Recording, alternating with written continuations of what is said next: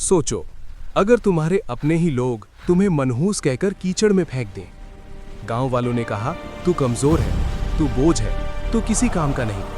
उस तूफानी रात में जब पूरी दुनिया उसके खिलाफ खड़ी थी, उसने पत्थर का जवाब पत्थर से नहीं दिया। उसने रोना बंद किया और अपनी जिंदगी का सबसे बड़ा सिस्टम अपडेट शुरू किया। उसने उस नफरत को अपना फ्यूल बना लिया।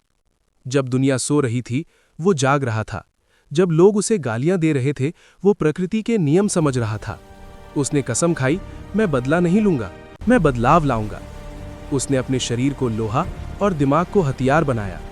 अकेलेपन की भट्टी में जलकर वो लड़का अब आम इंसान नहीं, अनबीटेबल बन चुका था। वक्त का पहिया घूमा। सालों बाद उसी गांव पर मौत बनकर एक सैलाब आया।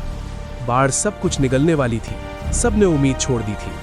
तभी पहाड़ी की चोटी पर एक परछाई दिखी, वही लड़का जिसे उन्होंने धक्के मार कर निकाला था।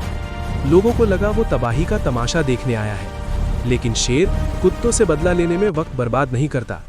उसने अपनी ताकत का नहीं, अपनी बुद्धि का इस्तेमाल किया।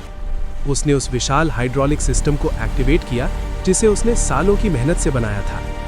एक ही पल में जो पानी गांव को मारने वाला था, वो उसका गुलाम बन गया। उसने उन्हें बचाया, इसीलिए नहीं क्योंकि वो उनके लायक थे, बल्कि इसीलिए क्योंकि वो अब इतना ऊपर उठ चुका था जहां उनकी गालियों की आवाज भी नहीं पहुंच सकती थी। याद रखना, लोग तुम पर पत्थर फेंकेंगे, पागल हो जाओ और उन पत्थरों से अपने लिए महल खड़ा कर लो। अपने अंदर के सिस्टम को अपडेट करो और इतिहास लिख दो, क्योंकि अंत में दुनिया उसी के सामने झुकती है जो झुकना नहीं जानता। अगर इस कहानी ने आग लगाई है तो अभी सब्सक्राइब करो, हम मिलकर जीतेंगे।